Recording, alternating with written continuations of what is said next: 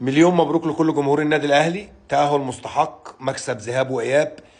الحمد لله رب العالمين على المكسب. مبروك للعيبه وللجمهور وللاداره، مش مبروك لكولر خالص خالص.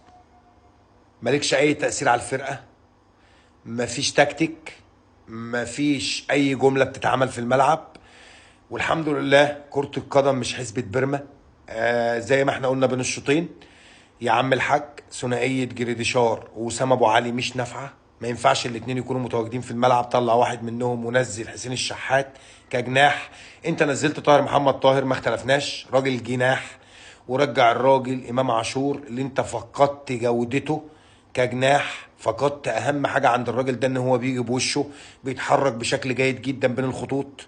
الراجل ده بيفتح ثغرات غريبة جدا لما بيلعب في نص الملعب. عنده التسديد، عنده يعني عنده جراءة على المرمى، عنده الواحد على واحد، عنده كل حاجة.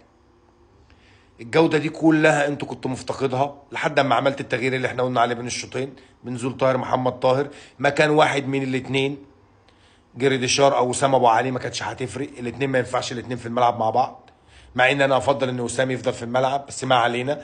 الاتنين كواليتي ممتاز، والاتنين فراوده صراح تسعة ممتازين.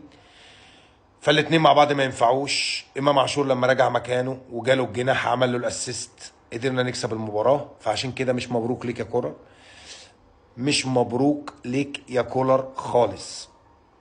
ربنا يهديك، عشان عندنا مباراة بيراميدز دي بالنسبة لنا على المستوى الشخصي أصلا أهم من الدوري كله، أهم من مباراة الزمالك نفسها.